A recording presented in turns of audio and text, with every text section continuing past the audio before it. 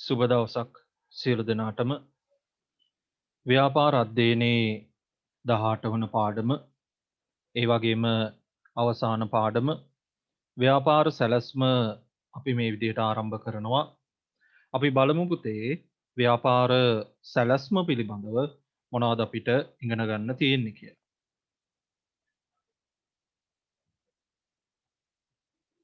ව්‍යාපාර අදහසක්. මොකද පුතේ මේ ව්‍යාපාර අදහසක් කියන්නේ? බලන්න.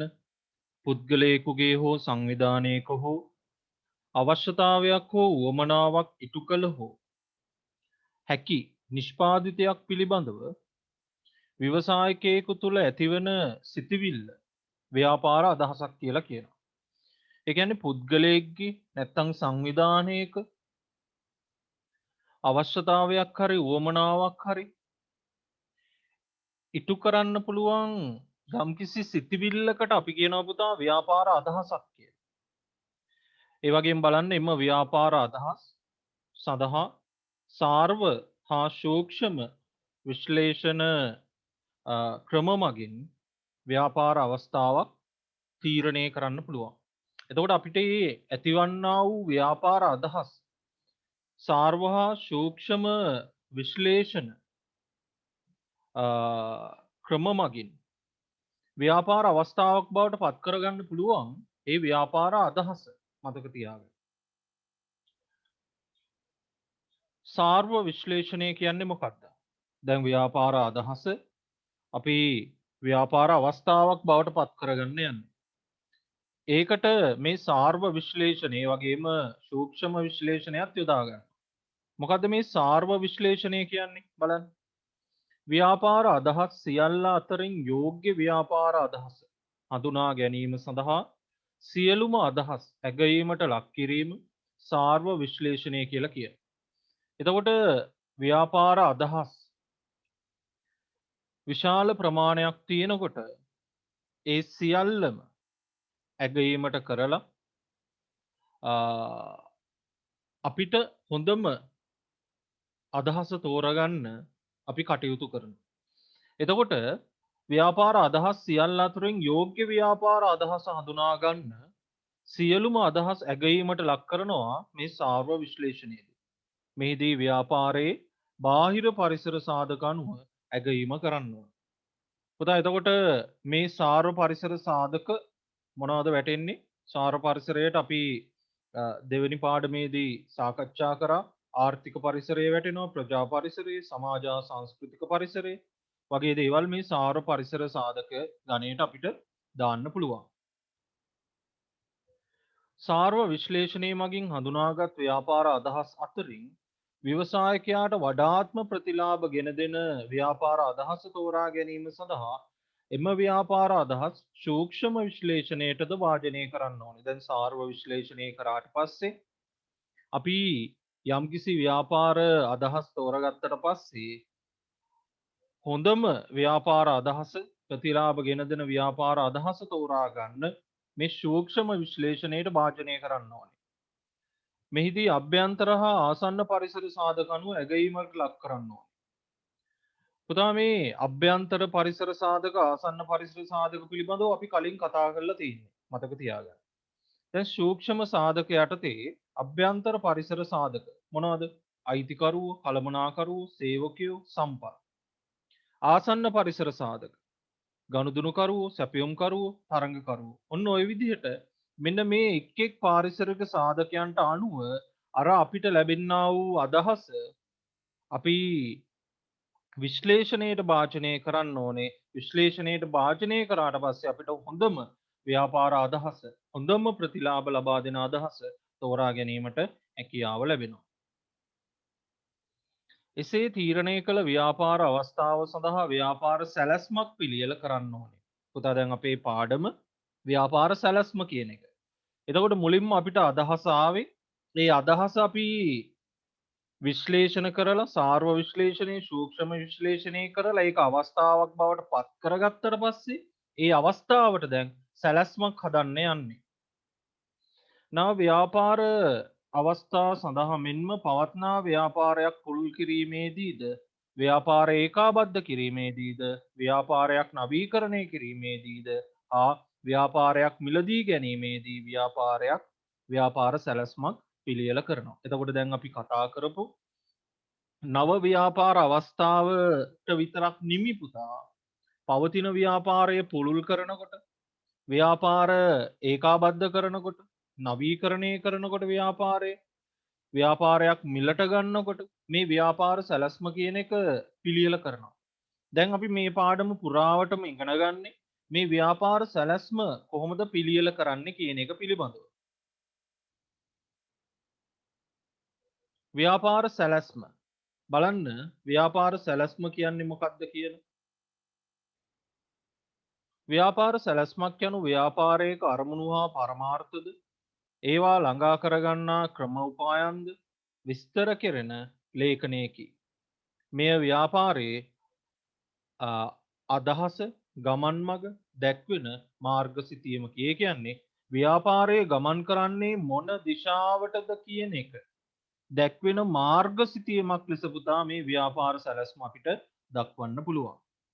එතකොට ව්‍යාපාරයේ අරමුණු පරමාර්ථ වගේ දේවල් ළඟා කරගන්න ක්‍රම උපායන් විස්තර කරලා තියෙන්නේ මේ ව්‍යාපාර සැලැස්ම තුල. මතක තියාගන්න පුතේ. හරි. පුතේ එතකොට මේ විදිහට අපිට ව්‍යාපාර සැලැස්මක් හඳුන්වන්න පුළුවන්. ව්‍යාපාර සැලැස්මක වැදගත්කම. මේ ව්‍යාපාර සැලැස්මක් වැදගත් වෙන්නේ ඇයි? බලන්න පුතා. ව්‍යාපාර සැලැස්ම මගින් ව්‍යාපාරයේ අනාගතයේදී යා යුත්තේ කොතැනටද කියන එක පෙන්눔 කරනවා පුතා. එතකොට ඒකේ දැක්ම, නිෂ්ඨාව, ඉලක්ක, පරමාර්ථ වගේ දේවල් පැහැදිලි කරලා තියෙනවා මේ ව්‍යාපාර සැලැස්ම තුළ. ඒ වගේම ව්‍යාපාරයේ කෙරෙහි එල්මැති පාර්ශවයන්ට ව්‍යාපාරය පිළිබඳව අවබෝධයක් ලබා දෙන්න. ඒ වගේම අවබෝධයක් ලබා ගන්න මේ ව්‍යාපාර සැලැස්ම වැදගත් වෙනවා. ව්‍යාපාරයකට අවශ්‍ය මූල්‍ය පහසුකම් බැංකු ණයක් වගේ දේවල් ගන්නකොට මේ ව්‍යාපාර සැලැස්ම ඕනේ.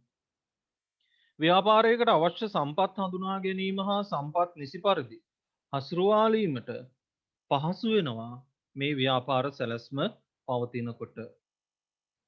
සියලු දෑ උචිතව දැක්වීම මගින් අනාගත ව්‍යාපාරික කටයුතු මනා ලෙස ක්‍රමානුකූලව සංවිධානය කර ගැනීමට හැකි වෙනවා පුතා මේ ව්‍යාපාර සැලැස්මක් තියෙනකොට. එතකොට මෙන්න මේ කරුණු අපිට ව්‍යාපාර සැලැස්මක වැදගත්කම් විදිහට දක්වන්න පුළුවන්.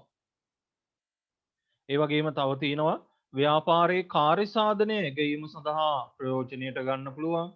ව්‍යාපාරයේ තනතුරු සඳහා සේවකයන් ආකර්ෂණය කරගන්න උපකාරී වෙනවා. ඒ විදිහට අපිට දක්වන්න පුළුවන්.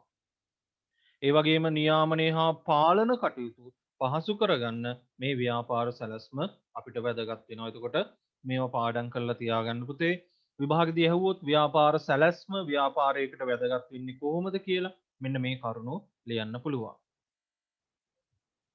ව්‍යාපාර සැලැස්මක් පිළියෙල කිරීමේදී සැලකිලිමත් විය යුතු කරුණු මොනවාද?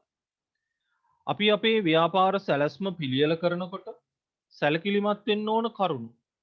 පළවෙනි එක. ව්‍යාපාර සැලැස්මක් පිළියෙල කිරීමට ව්‍යාපාරිකයාට මනා අවබෝධයක් තියෙන්න ඕනේ. සැලැස්ම පුරාම පහත කරුණු කෙරෙහි අවධානය යොමු කරලා තියෙන්න ඕනේ. එතකොට ව්‍යාපාර සැලැස්මක් ආවට ගියාට හදන්න බෑ. ඒ සැලැස්ම පිළියෙල කරන්න ව්‍යාපාරිකයාට මනා අවබෝධයක් තියෙන්න ඕනේ. ඒ අවබෝධය මෙන්න මේ පහත කරුණු කෙරෙහි අවධානය යොමු කරන්න ඕනේ. ප්‍රධාන එක පැහැදිලිවීම. ඒ කියන්නේ මොකද්ද? ඔබ කවරෙක්ද කියන එක, ඔබ ඉදිරිපත් කිරීමට අදහස් කරන භාණ්ඩය හෝ සේවාව හෝ කුමක්ද කියන එක, ව්‍යාපාරය ආරම්භ කරන්නේ කෙසේද, එය ධාවනය කරන්නේ කෙසේද යන්න පැහැදිලිව දක්වන්න ඕනේ. ඒක තමයි පැහැදිලි ඉම කියලා කියන්නේ. ගනුදෙනුකරුවෝ ඔබගේ ඉලක්ක ගනුදෙනුකරුවන් පැහැදිලිවම හඳුනා ගන්න ඕනේ. ඔවුන් කරා ළඟාවන්නේ කෙසේද යන්න පැහැදිලිව දක්වන්න ඕනේ. මතක තියාගන්න. එතකොට ප්‍රධාන කොටම හොඳ පැහැදිලි ඉමට අවධානය යොමු කරන්න ඕනේ. ඊට පස්සේ ගනුදෙනුකරුවන්ට අවධානය යොමු කරන්න ඕනේ. බලන්න. ඊට පස්සේ ඉලක්ක වලට අවධානය යොමු කරන්න ඕනේ. ඒ කියන්නේ ප්‍රධාන ඉලක්ක හා ඒවා ළඟා වන ආකාරය හා ඒවා වෙළඳපොළට සාධාරණ දෙයන්න පිළිබඳවත් ඉලක්කවල සාර්ථක අසාර්ථකභාවය පිළිබඳවත් ඇගයීමක් කරන්න ඕන. ඒ පිළිබඳව හොඳ අවධානය යොමු කරන්න ඕන. ඒ වගේම අවශ්‍ය මූල්‍ය සම්පත්. ඒ කියන්නේ ව්‍යාපාරය ආරම්භ කර පවත්වාගෙන යාම සඳහා අවශ්‍ය වන මුදල් ප්‍රමාණය කොපමණද යන්න අවශ්‍ය මුදල් ලබා ගන්නේ කොහෙන්ද කියන එක පිළිබඳව අපි දැනගන්න ඕනේ. ව්‍යාපාර සැලැස්මක අන්තර්ගත වෙන්න ඕන අංග මොනවද? දැන් ව්‍යාපාර සැලැස්මක් ඔයා හදනවා නම් මෙන්න මේ කරුණු අන්තර්ගත වෙන්න ඕන පුතා. ප්‍රධාන කොටම මුල් පිටුව. මේ මුල් පිටුව ආකර්ශනීය ලෙස හදන්න ඕනේ මතක තියාගන්න. ඇස විදායක සාරාංශය, ව්‍යාපාරය පිළිබඳ විස්තරය, අලෙවිකරණ සැලැස්ම, මෙහෙයුම් සැලැස්ම, මානව සම්පත් සැලැස්ම, මූල්‍ය සැලැස්ම, ඒ වගේම අවසානයේට ඇමුණුම් ඔය රූප ප්‍රස්ථාර වගේ දේවල් තියෙනවා නම් ඒවා ඇමුණුම් ලෙස දාන්න පුළුවන්. එතකොට දැන් මේ ව්‍යාපාර සැලැස්මක අන්තර්ගත වෙන්න ඕන මෙන්න මේ එක් කරුණු පිළිබඳව තමයි පුතා අපි දැන් වෙන වෙනම කතා කරගෙන යන්නේ. මුලින්ම මුල් පිටුව කොහොමද අපි හදන්න ඕනේ මේ බලන්න. ව්‍යාපාරයකට සුවිශේෂී වූ අනන්‍යතාවය මුල් පිටුවෙන් ඉදිරිපත් කරන්න පුළුවන්. එතකොට මුල් පිටුව දැකපු ගමන් ව්‍යාපාරයේ කෙරෙහි හොඳ ප්‍රතිරූපයක් ගොඩනැගෙන විදිහට මේ මුල් පිටුව හදන්න ඕනේ පුතා. ව්‍යාපාරයට අදාළ හඳුනා ගැනීමේ සංකේතය ඇතුළත් කිරීමට උචිත ස්ථානය මුල් පිටුවයි. ව්‍යාපාරයේ හඳුනා ගැනීමට අදාළ තොරතුරු ඒ කියන්නේ ලිපි යොමුව දුරකථන අංකය ෆැක්ස් වෙබ් අඩවි මුල් පිටුවේ අපිට ඇතුළත් කරන්න පුළුවන්. සැලැස්ම පිළිබඳව කිසිසේත්ම ප්‍රශ්නයක් හෝ තොරතුරක් හෝ සම්බන්ධයෙන් ආමන්ත්‍රණය කළ යුතු පුද්ගලයාගේ නමද ඒකේ අන්තර්ගත කරනවා නම් වඩාත්ම හොඳයි. ඊට පස්සේ විදායක සාරාංශය. මේ විදායක සාරාංශය කියන්නේ ව්‍යාපාර සැලැස්මක ඇතුළත් මූලික කරුණු සංක්ෂිප්ත කොට දක්වන කොටස විදායක සාරාංශය කියලා කියනවා. සම්පූර්ණ ව්‍යාපාර සැලැස්මේ තියෙන කරුණු එක තැනකට සංක්ෂිප්ත කරලා සාරාංශ කරලා දක්වන කොටස තමයි මේ විදායක සාරාංශය. සැලැස්ම කියවන්නාට සමස්ත සැලැස්ම පිළිබඳව දල අවබෝධයක් මෙන්න මේ කියන විදායක සාරාංශයෙන් ගන්න පුළුවන්. එතකොට ඒක වඩාත්ම ආකර්ශනීය වෙන්නේ හරි ඒක කෙටියෙන් ඒ දෙන්න පුළුවන් අදහස කෙටියෙන් දෙනවා නම් තමයි වඩාත්ම ආකර්ශනීය වෙන්නේ මතක තියාගන්න. ඊට පස්සේ ව්‍යාපාර විස්තරය කියන එක බලන්න පුතා. ව්‍යාපාර විස්තරයේ තුල ව්‍යාපාරයේ කුමක්ද යන්න හා ව්‍යාපාරයේ සපයනු ලබන භාණ්ඩ හෝ සේවාව හෝ පිළිබඳව විස්තරත් එමගින් ගනුදෙනුකරුවන්ට ලැබෙන ප්‍රතිලාභ එහි සුවිශේෂීත්වය විස්තර කෙරෙන කොටස අපි කියනවා ව්‍යාපාර විස්තරය. ඒ ව්‍යාපාර විස්තරයේ මෙන්න මේ කියන කරුණු අන්තර්ගත වෙන්න ඕනේ. ඒ කියන්නේ ව්‍යාපාරයේ නම හා ලිපිනය ඇතුළත් කරන්න ඕනේ, අරමුණු පරමාර්ථ ඇතුළත් කරන්න ඕනේ. එතකොට ආදි කර්තෘවරුන් සංවිධාන ව්‍යුහය මොන වගේද, සංවිධාන ක්‍රමය මොන වගේද, අධ්‍යක්ෂක මණ්ඩලය මොන වගේද, භාණ්ඩ හා සේවා පිළිබඳ විස්තර මෙන්න මේ ව්‍යාපාර විස්තරයේ අන්තර්ගත වෙන්න ඕනේ. ඊට පස්සේ අලෙවිකරණ සැලැස්ම. පුතා ඊට පස්සේ අලෙවිකරණ සැලැස්ම කියන එක වැදගත්. බලන්න මොකක්ද අලෙවිකරණ සැලැස්ම කියන්නේ? වෙළඳපොළ තරඟකාරීත්වය, අලෙවි උපාය මාර්ග විකුණුම් පුරෝකථනය ආදී තොරතුරු සවිස්තරාත්මකව ඉදිරිපත් කරන කොටස අපි කියනවා පුතා අලෙවි සැලැස්ම කියලා. එතකොට වෙළඳපොලේ තරඟකාරීත්වය මොන වගේද? අලෙවි උපාය මාර්ග මොන වගේද අපි පාවිච්චි කරන? විකුණුම් පුරෝකථනය කරලා තියෙන්නේ කොහොමද? ලබන අවුරුද්දේදී නැත්නම් තව අවුරුදු 3-4කින් අපේ විකුණුම් මොන මට්ටමට එයිද කියන එක පිළිබඳව මේ සවිස්තරාත්මකව දක්වන්න මෙන්න මේ කියන අලෙවිකරණ සැලැස්ම. ඊට පස්සේ මෙහෙයුම් සැලැස්ම කියන්නේ නිෂ්පාදන ක්‍රියාපටිපාටි, නිෂ්පාදන යන්ත්‍ර සහ උපකරණ, අවශ්‍ය නිෂ්පාදන ප්‍රමාණය, කර්මාන්ත ශාලාව ස්ථානගත කිරීම, නිෂ්පාදනයේදී අනුගමනය කරන ජාතික හා අන්තර්ජාතික ප්‍රමිති ආදිය විස්තර කෙරෙන කොටස මෙහෙයුම් සැලැස්ම. ඒ කියන්නේ මේ මෙහෙයුම් සැලැස්ම පුරාවටම තියෙන පුතා භාණ්ඩයෙන් නිපදවන්න අවශ්‍ය කරන දේවල් මොනවද කියන එක තමයි මෙහෙයුම් සැලැස්මේ අන්තර්ගත කරන්නේ. ඊට පස්සේ මානව සම්පත් සැලැස්ම. මානව සම්පත කියන්නේ ව්‍යාපාරයේ වැඩ කරන ශ්‍රමිකයන්. බලන්න පුතා. ආයතනයක අනාගත මානව සම්පත් අවශ්‍යතා නිශ්චය කිරීමට, ඒ කියන්නේ අනාගතයේ කොච්චර සේවකයන් ඕන වෙනවද? එකී අවශ්‍යතාවයන් ඉටු කරගන්නේ කොහොමද? මේ අවශ්‍ය වන සේවකයන් කොහොමද අපි ව්‍යාපාරයට ආකර්ෂණය කරගන්නේ? ඇතුළත් කරන කොටස මානව සම්පත් සැලැස්ම කියලා කියනවා. ඊට පස්සේ මූල්‍ය සැලැස්ම. ව්‍යාපාරයේ මුදල් ටික කොහොමද නිසියාකාරව කළමනාකරණය කරගන්නේ? බලන්න. ව්‍යාපාරයක සියලුම ඇස්තමේන්තුගත මූල්‍ය තොරතුරු ඇතුළත් වෙන්නේ මෙන්න මේ මූල්‍ය සැලැස්ම තුල.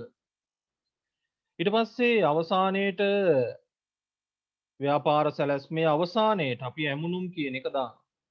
ඇමුණුම් කියන එක යටතේ රූප සටහන්, ප්‍රස්ථාර වගු, දත්ත වාර්තා, ජීව දත්ත විස්තර, අනුපාත වගේ දේවල් අන්තර්ගත කරන්න පුළුවන්. පුතා දැන් අපි මේවා මේ අලෙවිකරණ සැලැස්ම, මෙහෙයුම් සැලැස්ම, මානව සම්පත් සැලැස්ම, මූල්‍ය සැලැස්ම කියන දේවල් අපි කෙටියෙන් කතා කරගෙන ආවේ.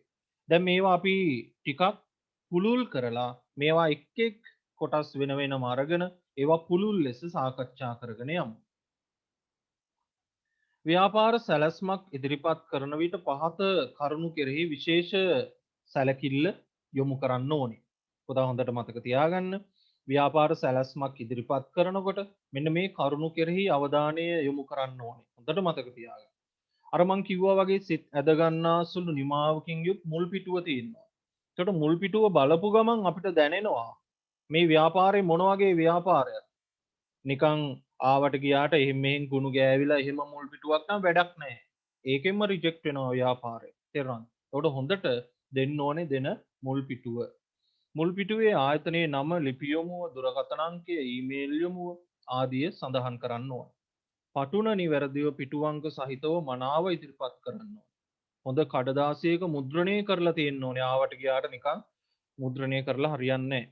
වැඩිදුරටත් විස්තර කළ යුතු කරුණු ඇතොත් ඒවා ඇමුණුම් වශයෙන් ඉදිරිපත් කරන්න ඕනේ. ප්‍රස්තාර වගේ දේවල්. වැදගත් තොරතුරු මතු කරලා දක්වන්න ඕනේ. වැදගත් තොරතුරු සෑම ප්‍රධාන මාතෘකාවක්ම නව පිටුවකින් ආරම්භ කරන්න ඕනේ. වගු යොදන විට හිස්තැන් නොමැතිව සකස් කරන්න ඕනේ. අන්න ඒ වලට අවධානය යොමු කරන්න ඕනේ. ඒ වගේම සියලුම වගු අංක, මාතෘකා හා දත්ත මූලාශ්‍ර දක්වා තියෙන්න ඕනේ. නැත්නම් ඒ වගු කොහේද කියලා, මොන මාතෘකාවද කියලා හොයාගන්න බැරි වෙනවා. අංක භාවිතයේ අනුපිළිවෙලින් යොදන්න ඕනේ පුතා. දැන් අපි ගත්තොත් මෙන්න මේ ආකාරයට පැහැදිලිව පිළිවෙලට ගන්නට 1 1 1 1 2 ඊට පස්සේ 1 2 1 ඊට පස්සේ 1 2 2 ඔන්න ওই විදිහට තියෙන්න ඕන. එතකොට අවසානයේ දැකුම් කළු පොත් පිංචක් ලෙස ඒක සකසන්න ඕනේ. මතක තියාගන්න. එතකොට ඒක දැක්කම ව්‍යාපාර සැලැස්ම දැක්කම ආස හිතන විදිහට අපි ඒක දෙන්න ඕනේ.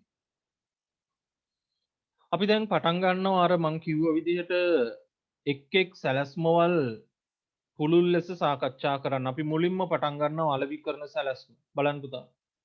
වෙළඳපොළ තරඟකාරීත්වය, අලෙවි උපාය මාර්ග, විකුණුම් පුරෝගතන ආදී තොරතුරු මෙන්න මේ අලෙවි කරන සැලැස්මේ අන්තර්ගත වෙනවා. අලෙවි කරන සැලැස්ම අපිට වැදගත් වෙනවා මෙන්න මේ කියන පහත හේතු නිසා. මොනවාද? නිෂ්පාදිතය සඳහා ප්‍රමාණවත් හා වර්ධනය වන වෙළඳපොළක් ඇති බව පෙන්වා දෙන්න. ඒ කියන්නේ බාහිරයන්ට අපිට අඟවන්න අවශ්‍ය නම් අපිට හොඳ වෙළඳපොළක් තියෙනවා කියලා මේ අලෙවිකරන සැලැස්මෙන් ඒක පෙන්වන්න පුළුවන්. වෙළඳපොලේ තරඟකාරීත්වයට මුහුණ දෙන්න පුළුවන් කියන එක අපිට මේ අලෙවිකරන සැලැස්මෙන් දක්වන්න පුළුවන්. අලෙවිකරන සැලැස්ම පහත කරුණු අන්තර්ගත වෙනවා. ඒ කියන්නේ අලෙවිකරන සැලැස්මක මෙන්න මේ කියන කරුණු අන්තර්ගත වෙනවා. මොනවාද? කර්මාන්තය හා වෙළඳපොළ විශ්ලේෂණය පිළිබඳ තොරතුරු. අලෙවි කිරීමට අපේක්ෂිත භාණ්ඩය හෝ සේවාව පිළිබඳ තොරතුරු. අපේ ඉලක්ක වෙළඳපොළ මොකක්ද? තරඟකාරීත්ව විශ්ලේෂණය මොන වගේද? අපේක්ෂිත අලවිය මොන වගේද? තරඟකරුවන්ගේ අලවි උපාය මාර්ග මොනවද? යෝජිත අලවි උපාය මාර්ග, නිෂ්පාදිත උපාය මාර්ග, මිල උපාය මාර්ග මොන වගේද? බෙදා හැරීමේ උපාය මාර්ග මොන වගේද? අන්න ඒ විදිහට මේ අලෙවි කරන සැලැස්ම හරිද අපිට පිළියෙල කරන්න පුළුවන් මෙන්න මේ තියෙන කරුණු අන්තර්ගත කරලා. ඒ වගේම ප්‍රවර්ධන උපාය මාර්ග මොන වගේද? වාර්ෂික විකුණුම් පුරෝකථනයන් මොන වගේද? අලෙවි වියදම් මොන වගේද? කියන දේවල් අපිට ඒ අලෙවිකරන සැලැස්මක අන්තර්ගත කරන්න පුළුවන්. කර්මාන්තය හා වෙළඳපොළ විශ්ලේෂණය. දැන් අපි කතා කරානේ ප්‍රධාන කොටම අලෙවිකරන සැලැස්මක අන්තර්ගත කරුණු. පළවෙනි එක තමයි කර්මාන්ත හා වෙළඳපොළ විශ්ලේෂණය. දැන් අපි ඒවා එකින් එක කතා කරගෙන යමු. මොකද්ද මේ කර්මාන්ත හා වෙළඳපොළ විශ්ලේෂණය කියන්නේ? මේ බලන්න. මෙහිදී අදාළ කර්මාන්තයේ පිළිබඳව සම්පූර්ණ විස්තරයක් ඉදිරිපත් කෙරෙනවා. කර්මාන්තයේ වර්තමාන තත්ත්වය, විකුණුම් ලාභ, වර්ධන අනුපාත හා වෙනත් ප්‍රවණතා පිළිබඳව පුළුල් විශ්ලේෂණයක් මේකෙදි ලබා දෙනවා. ඒ කියන්නේ ගැනුම් කරුවෝ කවුරුද? වෙළඳපොළ ප්‍රාදේශීයද, ජාතිකද, අන්තර්ජාතිකද කියන එක අපිට මේ කර්මාන්ත හා වෙළඳපොළ විශ්ලේෂණයෙන් පෙන්වලා දෙන්න පුළුවන්. ඊට පස්සේ නිෂ්පාදිතය. අලෙවි කිරීමට අපේක්ෂිත නිෂ්පාදිතය පිළිබඳ තොරතුරු දෙන්න පුළුවන්. භාණ්ඩ හෝ සේවාව, නිෂ්පාදිත මිශ්‍රය, ඒ කියන්නේ අපි අර කතා කරේ 14 වෙනි පාඩමේදී දිග, පළල, ගැඹුර පිළිබඳ විස්තර අපිට දෙන්න පුළුවන්. නිෂ්පාදිතවල ප්‍රයෝජ්‍යතාවය පිළිබඳ තොරතුරු දෙන්න පුළුවන්. ඒ නිෂ්පාදිතයේ මෝස්තරයේ ප්‍රමාණය, වර්ගය පිළිබඳ තොරතුරු අපිට මේ අලෙවිකරන සැලැස්ම හරහා දෙන්න පුළුවන්. ඉලක්ක වෙළඳපොළ පිළිබඳ ඉදිරිපත් කළ යුතු තොරතුරු මොනවද බලන්න. ඉලක්ක වෙළඳපොළ හා එහි ඛණ්ඩන වල සුවිශේෂී ලක්ෂණ පිළිබඳ. ඉලක්ක වෙළඳපොළේ මූලික ප්‍රවණතා හා අපේක්ෂිත වෙනස්කම් පිළිබඳව. ඒ වගේම ඉලක්ක වෙළඳපොළට ළඟාවීමේ උපාය මාර්ග පිළිබඳව. ඊට පස්සේ තරංගකාරීත්ව විශ්ලේෂණයේදී ඉදිරිපත් කරන්න ඕන තොරතුරු මොනවද බලන්න. පවත්නා තරංගකාරීත්වයේ ස්වභාවය, තරංගකරුවෝ හා ඔවුන්ගේ ශක්තිය පිළිබඳව, තරංගකාරීත්වයට මුහුණ දීමට තමා සතු ශක්තිය හා දුර්වලතා පිළිබඳව, වෙළඳපොළට පිවිසීමට ඇති බාධා, එනම් පිරිවැය කාලය, තාක්ෂණය, පේටන් බලපත්‍ර හා වෙළඳ ලකුණු ආදිය පිළිබඳව අපිට මේ අලෙවිකරන සැලැස්මෙන් ලබා දෙන්න පුළුවන්. අපේක්ෂිත අලෙවිය පිළිබඳ ඉදිරිපත් කළ යුතු තොරතුරු මොනවද බලන්න. ඉලක්ක වෙළඳපොළ ප්‍රමාණය, අපේක්ෂිත ගනුදෙනුකරුවන් ප්‍රමාණය හා ඔවුන්ගේ මිලදී ගැනීමේ හැකියාව, අපේක්ෂිත වෙළඳපොළ වර්ධනය පිළිබඳව අපිට මේකෙන් ලබා දෙන්න පුළුවන්. ඒ වගේම තරංගකරුවන්ගේ අලෙවි උපාය මාර්ග පිළිබඳව අපිට පහත තොරතුරු දෙන්න පුළුවන්. මොනවද? තරංගකරුවන්ගේ මිල උපාය මාර්ග මොනවද? බෙදා හැරීමේ උපාය මාර්ග, ප්‍රවර්ධන උපාය මාර්ග මොනවද කියන එක අපිට ලබා දෙන්න පුළුවන්.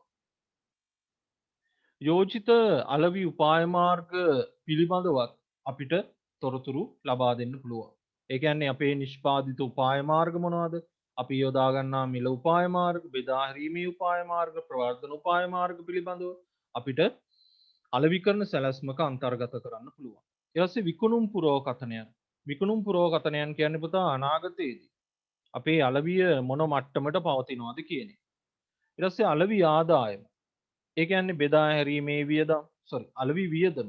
ඒ කියන්නේ බෙදා හැරීමේ වියදම්, වට්ටම්, ප්‍රවර්ධන වියදම්, විකුණුම් කොමිස්, අලෙවිය සඳහා යොදාගත් ස්ථාරවත් වංශය වීම ආදී තොරතුරු මෙන්න මේ අලෙවි වියදම් යටතේ අන්තර්ගත කරන්න පුළුවන්. එතකොට මේ සියල්ලම දැන් අපි මෙතනට වෙනකන් කතා කරපු සියල්ලම අලෙවිකරන සැලැස්මක තමයි අන්තර්ගත වෙන්නේ. ඒ අලෙවිකරන සැලැස්ම තියෙන්නේ ව්‍යාපාර සැලැස්ම ඇතුලේ.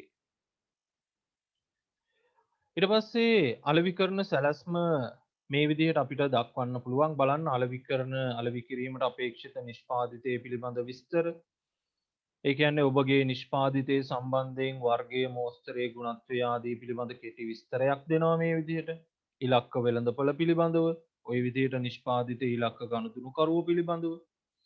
ඊට පස්සේ තරංකාරීත්වයේ විශ්ලේෂණය, පවත්නා තරංගකරුවෝ, ඔවුන්ගේ ශක්තිය, ඔවුන්ගේ දුර්වලතා මොනවද?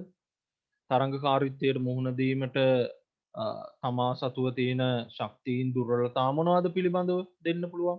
අලෙවි උපාය මාර්ග පිළිබඳව දෙන්න පුළුවන් මේ විදිහට. එතකොට වාර්ෂික විකුණුම් ගත්තම ඔන්න ඔය විදිහට අපිට තොරතුරු ලබා දීමට හැකියාව තියෙනවා. පුතා එතකොට මතක තියාගන්න.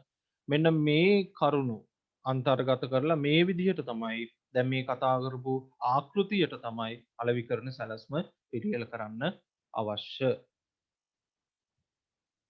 ඊට පස්සේ අපි යනවා මෙහෙයුම් සැලැස්ම. දැන් අලෙවිකරණ සැලැස්ම පිළිබඳව කතා කරාට පස්සේ අපි එනවා මෙහෙයුම් සැලැස්ම. පුතා මේ මෙහෙයුම් සැලැස්මේදී ප්‍රධාන කොටම තියෙන්නේ නිෂ්පාදිත බිහි කරන්න, ඒ වගේම නිෂ්පාදන ක්‍රියාපටිපාටි සකස් කරනකොට නිෂ්පාදන ප්‍රමාණය, නිෂ්පාදන පිරිවැය, භාවිත කරන ජාතික හා අන්තර්ජාතික ප්‍රමිතිය, නිෂ්පාදන යන්ත්‍රෝපකරණ, කර්මාන්ත ශාලාව ස්ථානගත කිරීම ආදී විස්තර කෙරෙන කොටස මෙහෙයුම් සැලැස්ම. ඒ කියන්නේ සම්පූර්ණයෙන්ම භාණ්ඩය නිෂ්පාදනය කරන්නේ මොන ආකාරයටද කියන එක තමයි මේකේ අන්තර්ගත වෙන්නේ. මෙහෙයුම් සැලැස්මක් වැදගත් වෙන්නේ ඇයි? බලන්න. ඉදිරි මෙහෙයුම් කටයුතු පිළිබඳව කල්පියා අවබෝධයක් ගන්න අපිට වැදගත් වෙනවා. නිෂ්පාදිතයේ ගුණත්වයේ ඉහළ නංව ගන්න අපිට වැදගත් වෙනවා. නිෂ්පාදන කාර්යයේදී ඇතිවන අපතේ ප්‍රමාද වීම අවම කරගන්න පුළුවන් වෙනවා. නිෂ්පාදන ඒකක පිරිවැය කල්තියා නිශ්චය කරගන්න අපිට හැකියාව තියෙනවා. මෙහෙයුම් සැලැස්මක අන්තර්ගත විය යුතු කරුණු නැත්නම් අංග කියලා කියන. මොනවද බලන්න? ස්ථාවරවත්කම් වල අවශ්‍යතාවය. කොච්චර ස්ථාවරවත්කම් ඕනද? කොච්චර අමුද්‍රව්‍ය ඕනද? කොච්චර සේවකයෝ ඕනද? නිෂ්පාදන පොදු කාර්ය මොන විදිහටද තියෙන්නේ? කර්මාන්ත ශාලා බිම් සැලැස්ම මොන වගේද? අපද්‍රව්‍ය බැහැර කිරීම මොන වගේද? සමාජීය හා පාරිසරික බලපෑම් මොන වගේද? මුළු නිෂ්පාදන පිරිවැය හා ඒකක පිරිවැය මොන වගේද? ව්‍යාපාරය ආරම්භ කිරීමට පෙර මෙහෙයුම් කාර්යයන් හා වියදම් මොන වගේද? කියන දේවල් මේ මෙහෙයුම් සැලැස්මක අන්තර්ගත කරන්න ඕනේ. නිෂ්පාදන ධාරිතාවය. දැන් අපි මේ එක් එක් කරුණු කතා කරනවා. නිශ්චිත කාල පරිච්ඡේදයකදී නිෂ්පාදන ක්‍රියාවලියේදී භාවිතා කරන යෙදවුම් අනුව ලබාගත හැකි උපරිම නිමැවුම් ප්‍රමාණයට තමයි නිෂ්පාදන ධාරිතාවය කියන්නේ. අපිට අපි ගාව තියෙන සම්පත් වලින් ගන්න පුළුවන් උපරිම නිමැවුමට තමයි නිෂ්පාදන ධාරිතාවය කියන්නේ. ස්ථාවරවත්කම් අවශ්‍යතාවය කියන්නේ මොකද්ද? නිෂ්පාදන ක්‍රියාවලියේදී භාවිතා කරන ගොඩනැගිලි, යන්ත්‍රෝපකරණ, මෝටර රථ කියන ඒ ස්ථාවරවත්කම් කොහොම ඕනද? ඒවා ෂේ වෙන්නේ කොහොමද? කියන එක පිළිබඳ තොරතුරු තමයි මෙන්න මේකේ ඇතුළත් වෙන්නේ. අමුද්‍රව්‍ය අවශ්‍යතාවය. නිෂ්පාදනය කිරීමට බලාපොරොත්තු වන ඒකක ප්‍රමාණය, ඒ අනුව අවශ්‍ය වන අමුද්‍රව්‍ය ප්‍රමාණය, ඒ සඳහා දැරීමට සිදුවන පිරිවැය ආදී තොරතුරු මෙන්න මේකේ අන්තර්ගත වෙනවා. සේවක අවශ්‍යතාව. ඒ කියන්නේ පුතා නිෂ්පාදන කටයුතු සඳහා මැදිහත් වන කළමනාකරුවන් හා සේවකයන් සම්බන්ධයෙන් තොරතුරු ඇතුළත් කරන්න ඕනේ මේකේ. එනම් අවශ්‍ය කරන සේවක සංඛ්‍යාව, සේවකයන්ගේ ස්වභාවය, ඔවුන්ට ගෙවනු ලබන පාරිශ්‍රමික ආදී තොරතුරු මෙන්න මේකේ අන්තර්ගත වෙනවා. නිෂ්පාදන පොදු කාර්ය පිරිවැය. බලන්න. නිෂ්පාදන කටයුතු වලට අදාළව දැරීමට සිදුවන නමුත් නිෂ්පාදන ඒකකයකට ඍජුවම වෙන් කරන්න බැරි පිරිවැය තමයි ওই නිෂ්පාදන පොදු කාර්ය කියන්නේ. සමස්ත නිෂ්පාදන වලට පොදුවේ දරන වියදම්. ඒකයි පොදු කාර්ය වියදම් කියන්නේ. පොදුවේ දරන පිරිවැය නිෂ්පාදන පොදු කාර්ය කියලා කියනවා. මේවා කම්මහල් පොදු කාර්ය පිරිවැය ලෙසද හැඳින්වෙනවා. ඒ අනුව නිෂ්පාදන කටයුතු සඳහා දැරීමට සිදුවන වක්‍ර ද්‍රව්‍ය පිරිවැය, වක්‍ර ශ්‍රම පිරිවැය, වෙනත් වක්‍ර වියදම් හඳුනාගෙන මෙහි අන්තර්ගත කරනවා. ඒ කියන්නේ සමස්ත නිෂ්පාදන වලටම බලපාන්නා වූ පිරිවැය තමයි මේ නිෂ්පාදන පොදු කාර්ය කියන කොටසේ අන්තර්ගත කරන්නේ. කර්මාන්ත ශාලා පිරියත සැලැස්ම.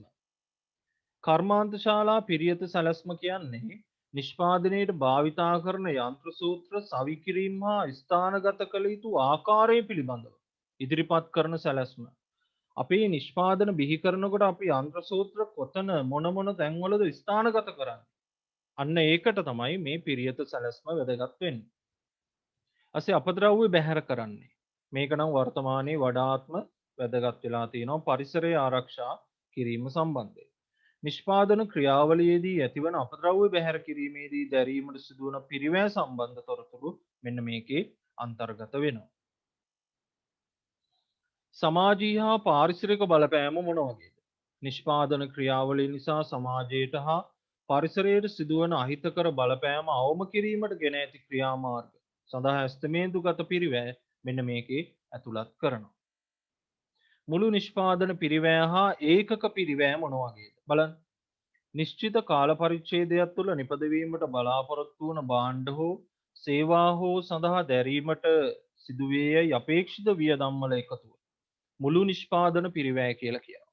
මුළු නිෂ්පාදන පිරිවැය ඍජු පිරිවැය හා වක්‍ර පිරිවැය ලෙස අපිට මොනවා කරන්න පුළුවන්ද? වර්ග කරන්න පුළුවන්. එතකොට මතක තියාගන්න පුතා අපි මේ දැන් කතා කරගෙන ඉන්නේ මෙහෙයුම් සැලැස්මක අන්තර්ගත වෙන්න ඕන දේවල්. ඒ මෙහෙයුම් සැලැස්ම අන්තර්ගත වෙන්නේ ව්‍යාපාර සැලැස්ම තුල. එතකොට අපි දැන් නිෂ්පාදන පිරිවැය ඒකක පිරිවැය ගැන කතා කරා. ඒ මුළු නිෂ්පාදන පිරිවැය ඍජු පිරිවැයයි වක්‍ර පිරිවැයයි ඒ එකතුවෙන් තමයි සැකසෙන්නේ. මුළු නිෂ්පාදන පිරිවැය ගත්තොත් එහෙම අපිට මේ විදිහට බෙදන්න පුළුවන් ඍජු පිරිවැය වක්‍ර පිරිවැය කියලා. ඍජු පිරිවැය මේ විදිහට ගත්තොත් ඍජු ද්‍රව්‍ය, ඍජු ශ්‍රමය, ඍජු වෙනත් වලට දරන පිරිවැය. වක්‍ර පිරිවැය ගත්තොත් එහෙම වක්‍ර ද්‍රව්‍ය, වක්‍ර ශ්‍රමය, වක්‍ර වෙනත් ඔන්න ওই විදිහට අපිට බෙදන්න පුළුවන්. එතකොට මේ ඔක්කොංගෙම එකතුවෙන් තමයි පුතා මුළු නිෂ්පාදන පිරිවැය හැදෙන්නේ. එතකොට මේ මුළු නිෂ්පාදන පිරිවැය හදපු නිෂ්පාදන ඒකක සංඛ්‍යාවෙන් බෙදුවම අපිට ඒකකයක නිෂ්පාදන පිරිවැය ගන්න පුළුවන්. එහෙනම් ඒකකයක නිෂ්පාදන පිරිවැය හදන්නේ කොහොමද? පුතා ඒකකයක නිෂ්පාදන පිරිවැය හදන්නේ මුළු නිෂ්පාදන පිරිවැය හදපු ඒකක ගාණෙන් බෙදනවා. එතකොට ඒකක පිරිවැය හදාගන්න පුළුවන්. ව්‍යාපාරය ආරම්භ කිරීමට පෙර මෙහෙයුම් කාර්යයන් හා වියදම් පිළිබඳව සලකන්න ඕනේ. ඒ කරුණු ඇතුළත් වෙන්න ඕනේ. බලන්න. පර්යේෂණ කටයුතු සිදු කිරීම හා සම්බන්ධ වියදම්. ව්‍යාපාරයක් ලියාපදිංචි කිරීමට දරන්න වෙන වියදම්. ප්‍රාග්ධන සම්පාදනය සඳහා දැරීමට සිදුවන පිරිවැය. අවශ්‍ය වන ජංගම නොවනවත්කම් අත්පත් කර ගැනීමට දරන වියදම්. අන්න ඒ වගේ දේවල් තමයි මෙහෙයුම් කාර්ය හා වියදම් කියලා කියන්නේ. ආරම්භ කිරීමට පෙර දරන්න වෙන මෙහෙයුම් කාර්ය හා වියදම් කියලා අපි කියනවා මේ වලට. බලන්න පුතා නිෂ්පාදන ඒ කියන්නේ මෙහෙයුම් සැලැස්මක් මෙන්න මේ විදිහට අපිට පිළියෙල කරන්න පුළුවන් මේ ආකෘතිය යටතේ. බලන්න මේකේ තියෙනවා ස්ථාවරවත්කම් කොච්චර, අමුද්‍රව්‍ය කොච්චරද, සේවකයන් කොච්චරද, ඒ ප්‍රමාණයන් ওই විදිහට දාලා තිනවා. ඊට පස්සේ කර්මාන්තශාලාවේ බිම් සැලැස්ම මොන වගේද, අපද්‍රව්‍ය බැහැර කිරීම මොන වගේද, සමාජීය හා පාරිසරික බලපෑම මොන වගේද, ඒ වගේම අපේක්ෂිත ඍජු ද්‍රව්‍ය, ඍජු ශ්‍රම, ඍජු වෙනත් පිරිවැය අන්න ඒ විදිහට තොරතුරු ඔක්කොම අන්තර්ගත කරලා මුළු නිෂ්පාදන පිරිවැය මොන වගේද කියලා අපිට මේ විදිහට ගන්න පුළුවන්. හරි. දැන් අපි මේ විදිහට මෙහෙයුම් සැලැස්ම පිළිබඳව කතා කරාට පස්සේ අපි එනවා දැන් මානව සම්පත් සැලැස්ම. මානව සම්පත් සැලැස්මත් දැන් අපි අර අලෙවිකරණු සැලැස්මයි මෙහෙයුම් සැලැස්මයි වගේ පුළුල්ව සාකච්ඡා කරගෙන යනවා. බලන්න පුතා. මේ මානව සම්පත් සැලැස්ම කියන්නේ පුතේ ව්‍යාපාරයක අරමුණු හා පරමාර්ථ ඉටු කර ගැනීම පිණිස අනාගත මානව සම්පත් අවශ්‍යතා නිශ්චය කිරීමත් ඒ සඳහා අදාළ පිරිවැයක් ඇස්තමේන්තු කොට සකසනු ලබන සැලැස්ම මානව සම්පත් සැලැස්ම කියලා කියනවා. එතකොට ව්‍යාපාරයට අවශ්‍ය කරන ශ්‍රමිකයන් කොච්චරක් ඕනද? අනාගතයේදී කොච්චරක් අවශ්‍ය වේද? ඒගොල්ලොන් අපි කොහොමද ආකර්ෂණය කරගන්නේ කියන දේවල් මේකේ අන්තර්ගත වෙනවා. මානව සැලැස්මක් වැදගත් වෙන්නේ ඇයි ව්‍යාපාරයේ? බලන්න. අනාගත සේවක අවශ්‍යතා හා පිරිවැය පුරෝකථනය කරන්න පුළුවන්. අනාගතයේදී සේවකයන්ට කොච්චර පිරිවැයක් දරන්න වෙනවද කියන එක පුරෝකථනය කරගන්න පුළුවන්. මානව සම්පත වඩාත් කාර්යක්ෂම හා සඵලදායීව භාවිතා කරන්න පුළුවන් වෙනවා මෙහෙම මානව සම්පත් සැලැස්මක් තිබුණා. අනාගත සේවක අවශ්‍යතා කලින් හඳුනා ගැනීමෙන් ව්‍යාපාර කටයුතු වඩපණ වී යාම වළක්වා ගන්න පුළුවන්. හදිස්සියේවත් සේවකයෝ වැඩට ආවේ නැත්තම් කොහොමද අපි ඒ ගැටලු වලට විසඳුම් දෙන්නේ කියන එක මේක මානව සම්පත් සැලැස්ම තියෙන එකෙන් අපිට වැදගත් වෙනවා. හදිසි බඳවා ගැනීම සඳහා දැරීමට සිදුවිය හැකි පිරිවැය අවම කරගන්න අපිට මෙතනදී මානව සම්පත් සැලැස්ම වැදගත් වෙනවා. සේවකයන්ගේ පුහුණු හා සංවර්ධන අවශ්‍යතා හඳුනා ගන්න අපිට මේ මානව සම්පත් සැලැස්ම වැදගත් වෙනවා. ඒ වගේම පුතා ඉහළ නිපුණතාවයකින් උත් සේවකයන් ආකර්ෂණය කර ගැනීමට අපිට මේ මානව සම්පත් සැලැස්ම වැදගත් වෙනවා. මානව සම්පත් සැලැස්මක අන්තර්ගත කරුණු මොනවද බලන්න පුතා? මෙන්න මේ විදිහට. ව්‍යවසායකයන් නැත්නම් හවුල්කරුවන් පිළිබඳ විස්තර අන්තර්ගත වෙනවා. ඇයි ව්‍යවසායකයන් හවුල්කරුවෝ කියන්නේ මානව සම්පත් මිනිස්සුනේ ඒගොල්ලෝ. කළමනාකරන කුසලතා. එතකොට කළමනාකරුවා කියන්නේත් මානව සම්පත. සංවිධාන විවිධ මූලික තනතුරු පිළිබඳ ඒ වගකීම් පිළිබඳව ඒ තනතුරු වගකීම් දරන්න මිනිස්සුනේ ඒ පිළිබඳ තොරතුරු සංවිධාන සටහනේ ඉන්නේ මිනිස්සුනේ. එතකොට ඒ පිළිබඳ තොරතුරු වාර්ෂික වියදම් පිළිබඳ තොරතුරු අන්තර්ගත වෙනවා. ව්‍යවසායකයන්ගේ හා අවුල්කරුවන්ගේ විස්තර දැන් අපි ඒ එක් එක් කරුණු පුළුල්ව සාකච්ඡා කරගෙන යනවා බලන්න. මෙහිදී ව්‍යවසායකයන් හවුල්කරුවන්ගේ පෞද්ගලික තොරතුරු නම් ලිපියොමු ආදිය සඳහන් කරනවා මේකේ. මෙහිදී සංවිධානයක කළමනාකරුවන්ගේ අධ්‍යාපන සුදුසුකම් පළපුරුද්ද ශක්තිය පිළිබඳ වෙන්වෙන්ව සඳහන් කරනවා. සංවිධාන විව්වේ මූලික තනතුරු හා වගකීම් බලන්න. මානව සම්පත් සැලැස්මක් පිළියෙල කිරීමේදී සංවිධානයේ විවිධ කාර්යයන්ට අදාළව තනතුරු ඇති කිරීමත් තනතුරු වලට අදාළ කාර්යයන් බලතල මොනවාද කියන ඒවත් මෙන්න මේකේ අන්තර්ගත වෙනවා. උදාහරණයක් විදිහට බලන්න මෙන්න මේ විදිහට අපිට ගන්න පුළුවන් තනතුරු ප්‍රධාන විධායක නිලධාරීන කාර්යයන් මොනවද? කළමනාකරන කටයුතු වලට අදාළ තීරණ ගන්නවා, උපක්‍රමික සැලසුම් සම්බන්ධ තීරණ ගන්නවා, වගකීම ගත්තම සමස්ත සංවිධානය පිළිබඳවම වගකීම දරන්න වෙනවා. පුතා එතකොට එතන තියෙනවා බලන්න සංවිධානයේ ස්වභාවය අනුව තනතුරු හා කාර්යයන්ද වෙනස් වෙන්න පුළුවන්. එතකොට සංවිධානයේ ස්වභාවය අනුව මෙන්න මේ කියන දේවල් වෙනස් වෙන්න පුළුවන්. සංවිධාන සටහන බලන්න. සංවිධානයක ඇති විවිධ අංශ හා තනතුරු අතර පවත්නා අන්තර් සම්බන්ධතා සංවිධාන විහුවේ ලෙස හැඳින්වෙනවා. එතකොට මේ තනතුරු අතර පවතින සම්බන්ධතාවය මේ සංවිධාන සටහනෙන් අපිට හඳුනා ගන්න පුළුවන්. ඒක සාරාංශ කරලා තමයි මේ සංවිධාන සටහන ලබා දෙන්නේ.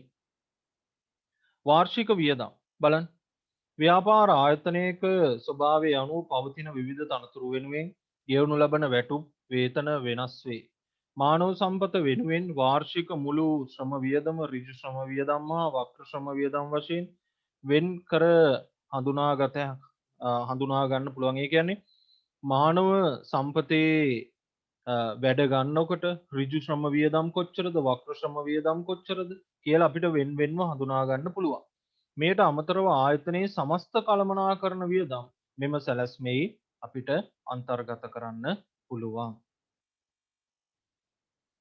පුතා බලන්න මේ විදිහට අපිට මානව සම්පත් සැලැස්මක් පිළියෙල කරන්න පුළුවන්. මේකේ ව්‍යවසායකයන් පිළිබඳ තොරතුරු, කළමනාකරන කුසලතා පිළිබඳ තොරතුරු, කළමනාකරන නොවන සේවක කුසලතා තොරතුරු, සංවිධාන විව්වේ පිළිබඳ සංවිධාන විව්වේ තනතුරු හා වගකීම් පිළිබඳ තොරතුරු මේ විදිහට අන්තර්ගත කරන්න පුළුවන්. මෙන්න මේ විදිහට අපිට හරි ඒ සියලුම සංවිධාන සටහන මේ විදිහට බෙදලා දක්වන්න පුළුවන්, පෙන්වන්න පුළුවන්. ඇසේ වාර්ෂික වියදම් ඇස්තමේන්තු මෙන්න මේ ආකාරයට අපිට දල ආකෘතියක් ලබා දෙන්න පුළුවන්. කොහොමද මානව සම්පත් සැලැස්මක් හදන්නේ කියන එක පිළිබඳව. ඊට පස්සේ අපි යනවා මූල්‍ය සැලැස්ම පිළිබඳව. දැන් අපි අලෙවිකරණ සැලැස්ම කතා කරා, ඒකේ ආකෘතියක් කතා කරා, මෙහෙයුම් සැලැස්ම කතා කරා, ඒකේ ආකෘතියක් කතා කරා. ඊට පස්සේ මානව සම්පත් සැලැස්ම පිළිබඳව කතා කරා, ඒකේ ආකෘතියක් කතා කරා. දැන් අපි යනවා මූල්‍ය සැලැස්ම පිළිබඳව පුළුල්ව සාකච්ඡා කරන්න. බලන්න. ව්‍යාපාරයක සියලුම ඇස්තමේන්තුගත මූල්‍ය තොරතුරු ඇතුළත් වෙන්නේ මෙන්න මේ මූල්‍ය සැලැස්ම. ආර්ථිකයේ මුදල් ටික අන්තර්ගත වෙන්නේ මේ මූල්‍ය සැලැස්ම. මූල්‍ය සැලැස්ම සකස් කිරීමේදී වැදගත්කම පහත දැක්වෙන කරුණු වලින් තහවුරු කරගන්න පුළුවන්. බලන්න. ව්‍යාපාර කටයුතු සඳහා අවශ්‍ය අරමුදල් ප්‍රමාණ නිගමනය කිරීමට මේක වැදගත්. ව්‍යාපාරයේ අරමුදල් ආයෝජනය කිරීම පිළිබඳව තීරණ ගන්න මේක වැදගත්. මුදල් ඌනතාවයක් තියෙනවනම් හරි ඒ ඌනතාවයන් හඳුනා ගන්නා ආකාරයේ ඒකට යොදන පිළියම් මොනවද කියන එක පිළිබඳව අපිට වැදගත්. මුදල් අතිරික්තයක් ඇති වෙන කාලය හඳුනාගෙන මේ මුදල් ඵලදායී කටයුතු වලට යොදවන්න මෙන්න මේ මූල්‍ය සැලැස්ම කියන එක අපිට වැදගත් වෙනවා. මූල්‍ය සැලැස්මක අන්තර්ගත වෙනවා මෙන්න මේ කියන කරුණු. මොනවද බලන්න පුතා? ඇස්තමේන්තුගත ව්‍යාපෘති පිරිවැය. ඒ කියන්නේ ප්‍රාග්ධනයේ අවශ්‍යතාවය මොනවද? ඇස්තමේන්තුගත ආදායම් ප්‍රකාශය. ඇස්තමේන්තුගත මුදල් අපි කියනවා මුදල් ප්‍රවාහ ප්‍රකාශය. ඇස්තමේන්තුකට මූල්‍ය තත්ත්ව ප්‍රකාශය ණය ආපසු ගෙවීමේ සටහන. මෙන්න මේ කරුණු අන්තර්ගත කරලා තමයි මූල්‍ය සැලැස්මක් පිළියෙල කරන්නේ. ඒකට හොඳට මතක තියාගන්න මේ මූල්‍ය සැලැස්ම තියෙන්නේ මොන සැලැස්මක් තුලද? ව්‍යාපාර සැලැස්මක් තුල. ඇස්තමේන්තුගත ව්‍යාපෘති පිරිවැය කියන්නේ මොකක්ද? බලන්න තෝරාගත් ව්‍යාපාර අදහසට අනුව ක්‍රියාත්මක කර පවත්වාගෙන යාමට බලාපොරොත්තු වන ව්‍යාපෘතිය සඳහා දැරීමට සිදුවන පිරිවැය මොකක්ද කියන එක තමයි මේ ව්‍යාපෘති පිරිවැය කියන්නේ. ව්‍යාපෘති පිරිවැය පහත දැක්වෙන කොටස් වලින් සමන්විතයි. මුළු ස්ථාවර පිරිවැය. පුතා මේ මුළු ස්ථාවර පිරිවැය කියලා කියන්නේ අපි ව්‍යාපාර කටයුතු අඛණ්ඩව පවත්වාගෙන යාම සඳහා අවශ්‍ය වන දිගුකාලීන පැවැත්මක් ඇති වත්කම් සඳහා වන පිරිවැය තමයි මේ ස්ථාවර පිරිවැය. ඒ කියන්නේ ඉඩම් ගොඩනැගිලි ගන්නකොට, යන්ත්‍ර සූත්‍ර ගන්නකොට, රථ වාහන ගන්නකොට අපිට හට ගන්නවා මුළු ස්ථාවර පිරිවැය කියන එක. ඊට පස්සේ වෙනත් උපකරණ ගන්නකොට අපිට මේ මුළු ස්ථාවර පිරිවැය කියන එක හට ගන්නවා.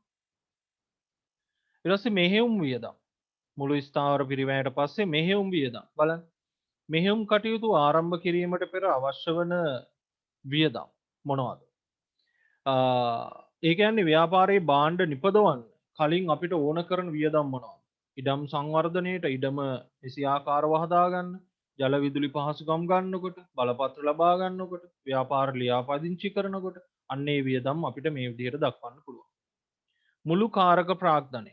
කාරක ප්‍රාග්ධනය කියන්නේ බලන්න පුතා. එදිනදා ව්‍යාපාර කටයුතු පවත්වාගෙන යාම සඳහා දැරීමට සිදුවන අරමුදල් කාරක ප්‍රාග්ධනය කියලා කියනවා. මොනවද ඒකට වැටෙන්නේ? අමුද්‍රව්‍ය ලබා ගැනීමේ පිරිවැය, නිෂ්පාදන පොදුකාර පිරිවැය, පරිපාලන පොදුකාර පිරිවැය, අලෙවි පොදුකාර පිරිවැය අපිට ওই විදිහට මුළු කාරක ප්‍රාග්ධනයට අන්තර්ගත කරන්න පුළුවන්. ඇස්තමේන්තුගත ආදායම් ප්‍රකාශය මූල්‍ය සැලැස්මේ අන්තර්ගත දෙවැනි එක. බලන්න. අපේක්ෂිත ආදායම් අපේක්ෂිත විකුණු භාණ්ඩවල පිරිවැය හා අපේක්ෂිත මෙහෙයුම් වියදම් දැක්වෙන ලේඛනය ඇස්තමේන්තුගත ආදායම් ප්‍රකාශනය කියලා කියනවා. ඒ කියන්නේ අපේ ආදායම මොන වගේද? ඒ ආදායම ගන්න අපි කොච්චරක විකුණුම් පිරිවැයක් දරලා තියෙනවද? අපේ මෙහෙයුම් වියදම් මොන වගේද කියන දේවල් තමයි මේ ඇස්තමේන්තුගත ආදායම් ප්‍රකාශයේ ඇතුළත් වෙන්නේ. ඇස්තමේන්තුගත ආදායම් ප්‍රකාශය මෙන්න මේ කියන කරුණු වලින් අන්තර්ගතයි. බලන්න. විකුණුම් ආදායම කියන එක ඒක ඇතුලේ තියෙනවා. ඒ කියන්නේ අත්පිට මුදලට විකුණුම් හා ණයට විකුණුම් වලින් ලැබෙන ආදායම්, ඒ වගේම ආපසු එවුම් අඩු කරලා ගත්තම අපිට විකුණුම් ආදායම හදාගන්න පුළුවන් පුතේ. ඊට පස්සේ විකුණුම් පිරිවැය බලන්න. ව්‍යාපාරයක ආරම්භක තොගයට ගැනුම් හා ගෙනීමේ වියදම් එකතු කර ආපසු යවුම් සහ අවසාන තොගේ අඩු කළ පසු අපිට ව්‍යාපාරයේ විකුණුම් පිරිවැය හදාගන්න පුළුවන්. එතකොට අපි ගාව තිබ්බ මුලින්ම වසර මුල තිබ්බ ආරම්භක තොගයට ගැනුම් එකතු කරනවා, භාණ්ඩ ගේන්න දරපු පිරිවැය තියෙනවා නම් ඒවා එකතු කරනවා, ආපසු යවුම් තිබ්බොත් ඒවා අඩු කරනවා, ඊපස්සේ අගතොගයක් ඉතුරු වෙලා තිබ්බොත් ඒක අඩු කරනවා.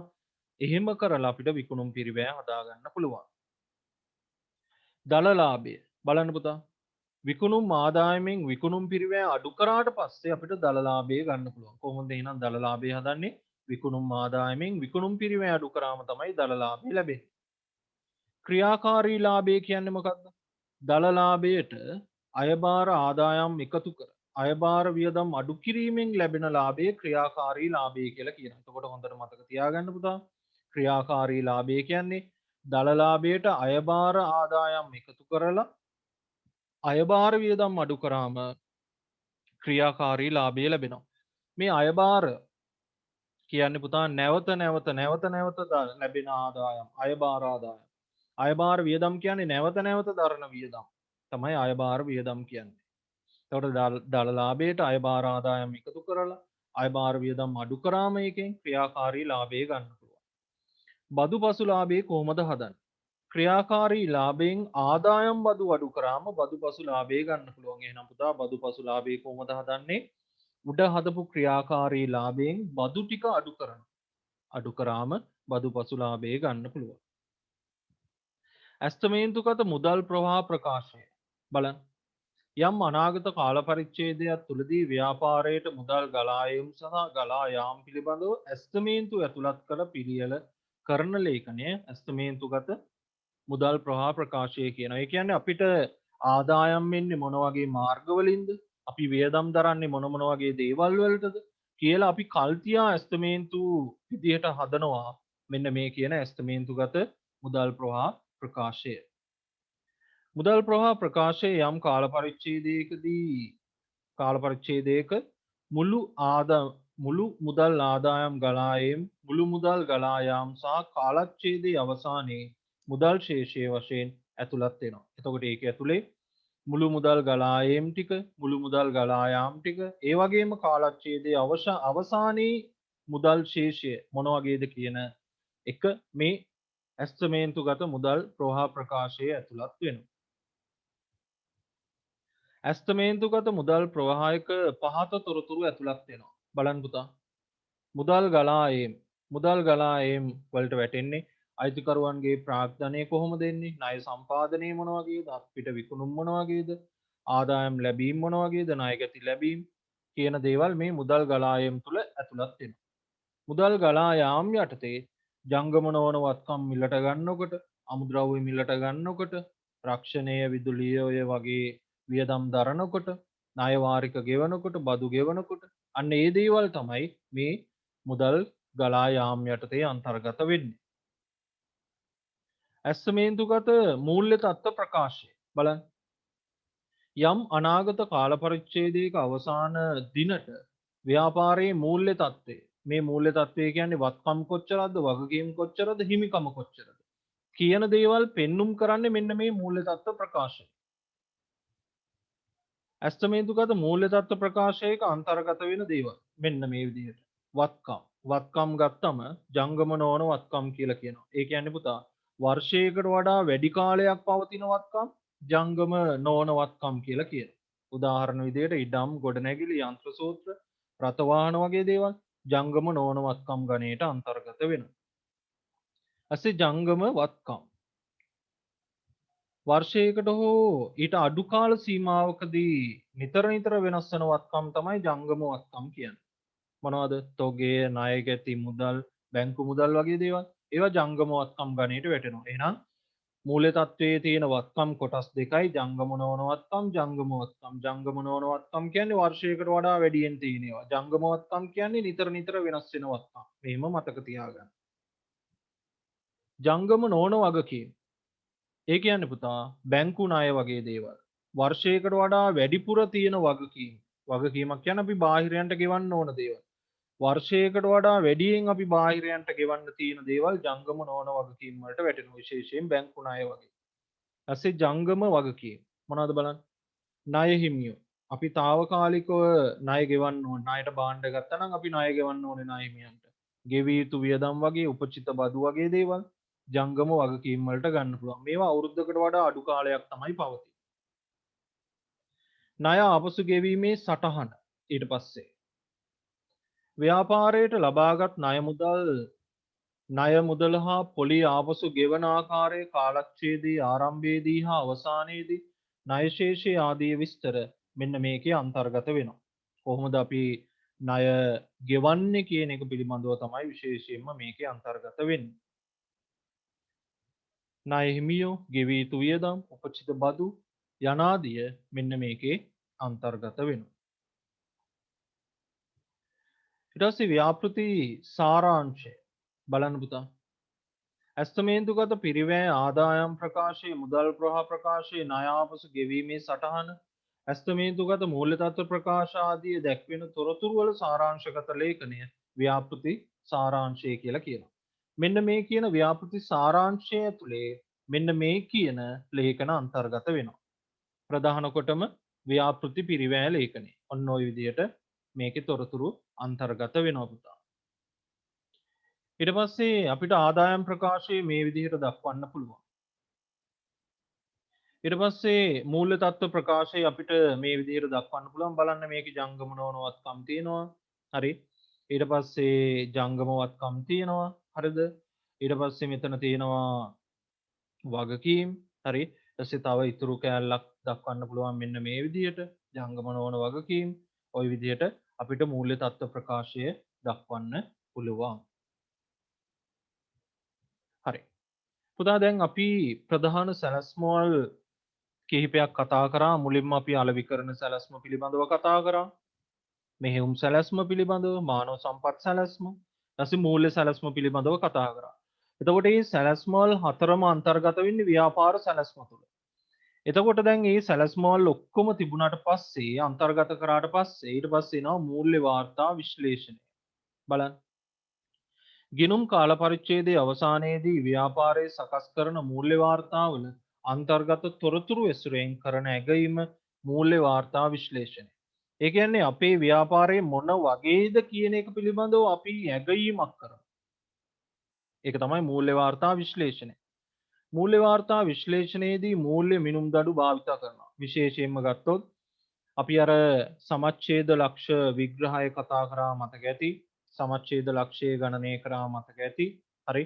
අන්න ඒ සමච්ඡේද ලක්ෂ විග්‍රහයේදී අපේ ලාභ ලබන මට්ටම මොන වගේද? ලාභ නැති අලාභත් නැති මට්ටම මොන වගේද? ලාභ ලබන මට්ටම් මොන වගේද?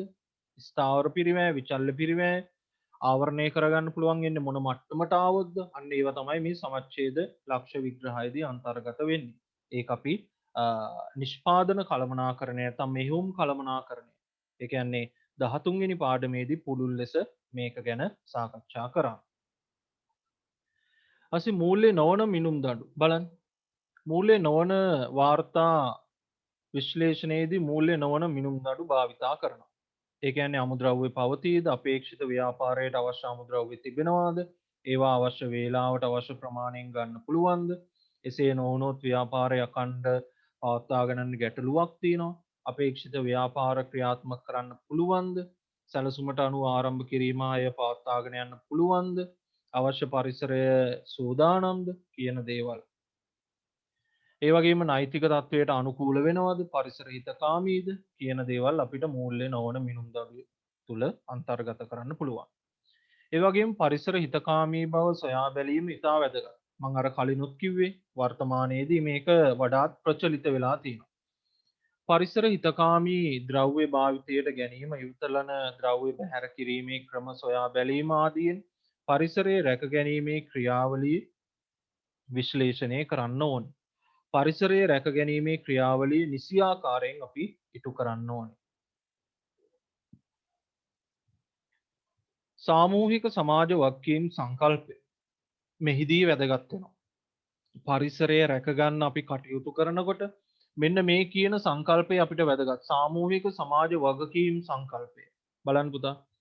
සාමූහික සමාජ වගකීම් සංකල්පයට අනුව ව්‍යාපාර ආයතනවල අපද්‍රව්‍ය හා පරිසර දූෂණය අවම කිරීම සඳහා ප්‍රශස්ත ක්‍රියාවලියකට යොමු වෙමින් විවිධ වැඩසටහන්වල අනුග්‍රහය දක්වමින් මානව සම්පතින් උපරිම ඵල ලබා ගැනීමට ක්‍රියා කිරීම හා ප්‍රජාව හා පරිසරය වෙනුවෙන් වගකීමක් සහිතව කටයුතු කිරීම මෙන්න මේ සාමූහික සමාජ වගකීම් සංකල්පයෙන් අදහස් වෙනවා. මතක තියාගන්න. එතකොට අපි හැමතිස්සෙම පරිසරයට අපද්‍රව්‍ය එකතු කරන එක අවම කරන්න ඕනි, පරිසරය රැක ගන්න ඕනි. ඒ වගේම විවිධ වැඩසටහන් වලට අනුග්‍රහයන් දක්වන්න ඕනි, මානව සම්පතින් උපරිම ප්‍රයෝජන ගන්න ඕනි, ප්‍රජාව හරි වෙනුවෙන් අපි වගකීම් සහිතව කටයුතු කරන්න ඕනි. අන්න ඒ කරුණු තමයි මේ සාමූහික සමාජ වගකීම් සංකල්පයෙන් අදහස් වෙන්නේ. මේ සඳහා රජය විසින් විවිධ නීති රීති රෙගුලාසි ක්‍රියාත්මක කරනවා. බලන්න පරිසර සංරක්ෂණ බලපත්‍ර ලබා දීම සිදු කරනවා. එතකොට වායුව, අපද්‍රව්‍ය, ශබ්දය වැනි දේවල් දූෂණය වෙනකොට ඒවලට විවිධ නීති රීති පනවනවා රජය. මේ ආකාරයෙන් මුදලෙන් මැනිය නොහැකි තත්ත්වයන් පිළිබඳව සොයා බැලීමෙන්ද ව්‍යාපාරයට සම්බන්ධ නිගමනවලට එළඹෙන්න පුළුවන් වෙනවා. ඊට පස්සේ අවසානයේටම අපි එනවා ව්‍යාපාර සැලැස්මක අන්තර්ගත වන විධායක සාරාංශය. බලන්න පුතා.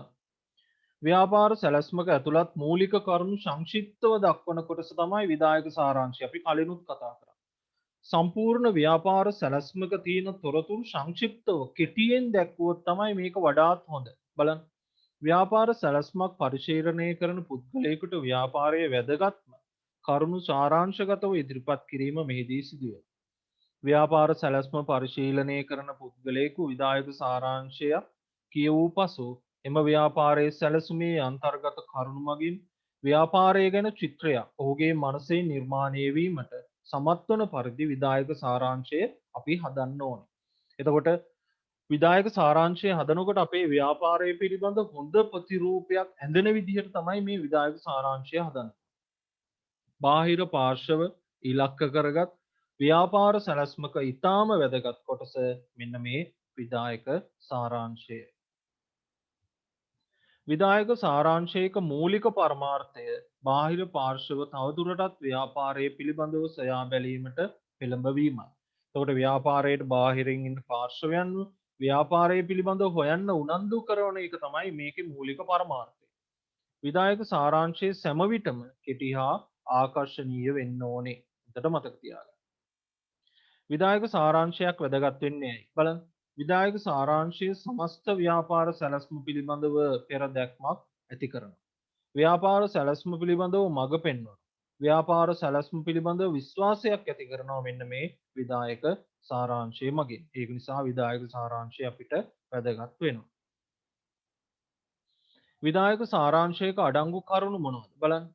ව්‍යාපාරිකයාගේ නම හා ලිපි යොමුව, ව්‍යාපාරයේ ඉතිහාසය, ව්‍යාපාරයේ දැක්ම, නිෂ්ඨාව, ඉලක්ක පරමාර්ථ, නිෂ්පාදනය කරනු ලබන භාණ්ඩය හෝ සේවාව, තරඟ කිරීමට සිදුවන වෙළඳපළ, ව්‍යාපාර සාර්ථක කිරීමටත් තරඟකාරීත්වයේ වාසියක් විඳීමටත් හේතු, ප්‍රධාන කළමනාකරන කණ්ඩායම්, මුළු ආයෝජනය, ව්‍යාපාරිකයා යොදන ප්‍රමාණය මොන වගේද කියන එක පිළිබඳව, අපේක්ෂිත ණය ප්‍රමාණය පිළිබඳව මෙන්න මේ කරුණු විදායක සාරාංශයක අන්තර්ගත වෙනවා.